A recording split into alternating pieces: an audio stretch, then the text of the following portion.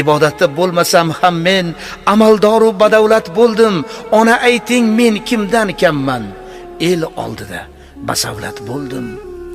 O'g'li kaftini yuziga bosib, ona dedi Allohga shukr. Aytganlaring duolaridagi tilaklarim ijobatidir. Jonim bolam, gaplaring to'g'ri. Buni barin haqdan so'radim. Seni shunday bo'lishing uchun har kun duolarga o'radim.